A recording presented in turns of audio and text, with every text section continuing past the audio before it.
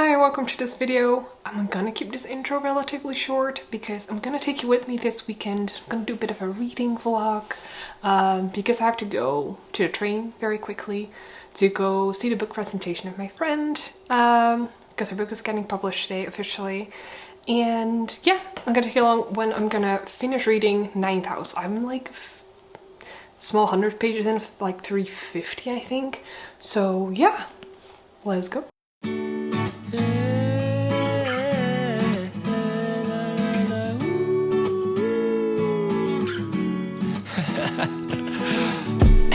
Bring the bottle tonight, red wine or rewind all our memories right. It's just a matter of time before your cheeks turn into peaches and the stars realign. Another glass of wine to find the diamonds in your eyes, darling. Another glass of wine, you know it's time. 3, 2, 1. We're counting shooting stars on the side of my bed, and now your lips tattooed on the side of my neck. Another glass won't kill you, right? Gladly she replies, you got me running circles inside of my head. Now we're doing everything that I wish you had said. Another glass won't kill you, right? Gladly she replies في المسرح المشهور في بيروت قد أنسى والقد أتذكر. Okay, so I was planning on filming a reading vlog this weekend, and I started off relatively well yesterday, trying to catch a few videos of me on the train and thought like showing the book presentation to my friend, and then like today I would really maybe go out a little bit, read a lot and read the vast majority of the book. And I may have done it last night, like the reading the vast majority part, because I have like 30 pages left, so not much left to film. And this is what I thought, like, what else can I do? And this weekend I was like, you know what, I'm just gonna finish reading the last 2 pages and then we're just gonna talk about it. I'm gonna read it and then I'll get back to you. 3, 2, 1. Okay. We're counting shooting stars on the side of my bed, and now your lips tattooed on the side of my neck. Another glass won't kill you. I finished, and I want to talk to you guys about it, but someone outside is sawing, and frankly I can't find a moment of peace, and I've been reading for about an hour now. So I'm gonna talk to you guys later about the book. So yeah, we're just gonna hold on for a little bit. Alright, so I'm finished. We're 2 days later now. So yeah, let's briefly discuss Ninth House. The story itself, you follow Alex, who is like a high school dropout, a drug addict, and is also found in the middle of the scene of a horrific accident. And at the beginning of the book, you find her at Yale. And you might wonder, how did she went from that to Yale? Very good question. And that is because she has been asked to join one of the secret societies. There are like 8 and 9. She's in the 9th, which is like sort of, I'm finding a secret society anyway. And that secret society is Leigh, and they monitor the other 8s because all of them deal with like the mystical, magical, specifically like very dark mystical, magical things.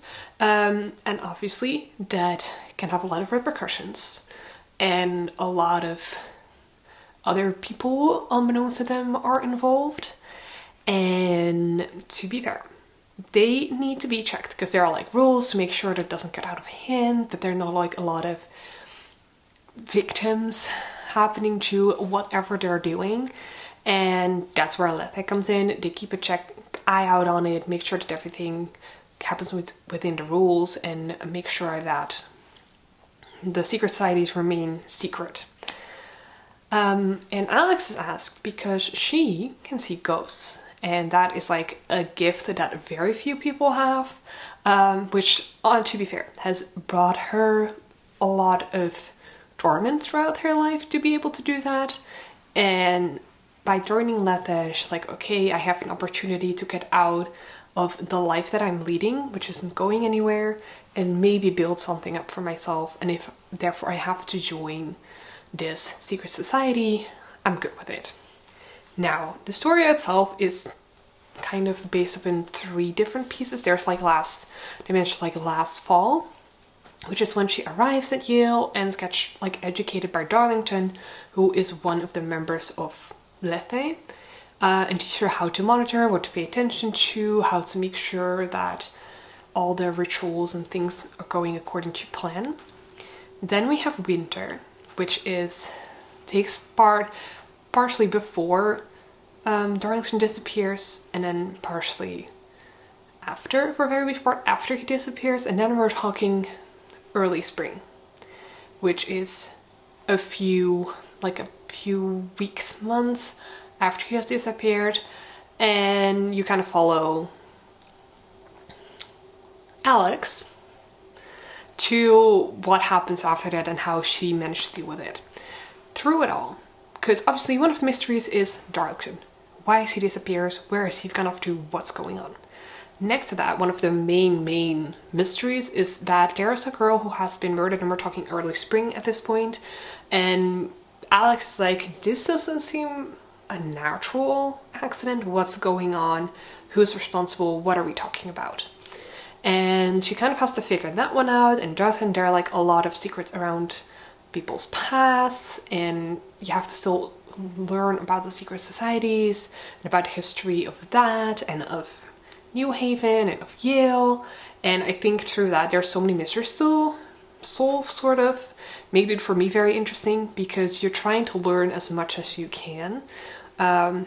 On the other end, and that's what I just say, it's not like a super fast-paced book. I wasn't expecting it, but if you have like a mystery crime novel that kind of is like a whodunit, they're generally very fast-paced. This one isn't. I think Ninth House is very medium-paced, which I enjoyed, and I thought it was really great. And Leigh Bardugo is like a really great way, like you still notice that she wrote this book, like you very much can sense that it's from her hand, but it very much steps into the new adult genre. And the characters, she has a really great way of writing characters that come to life, and especially with Alex, like they're not always a likable character. You know, she's pretty tough, and she probably had to be for the situations of life handed to her, so she had to kind of tough for that. And then it's very great for me that in juxtaposition to that, you have Darlington, who is like this embodiment of a golden retriever, who is very sweet and kind of doesn't realize how the world where Alex grew up in, which was very poor, like on the lower levels of society basically, how her life is very different from the life that he lived, especially in his childhood years and early teens, which was very high class. The whole idea of secret societies is obviously supported by very rich people, especially rich men, who try to kind of be able to buy with money what they want through secret societies, who were all members also. So yeah, it's like a book that has like a very dark academia whodunit question mark, but at the same time she also discusses class differences and differences between men and women, and how people view people from certain standards or places in society to other places in society, and what consequences come with that. And I feel like that's really nicely interwoven into it. I do really recommend the book, especially if you're like into the dark academia and are kind of into like the new adult genre, and you want to maybe make the step from young adult to new adult. I feel like this is a great way to do it. And yeah, then I'll see you guys again next week. Up until then, happy reading.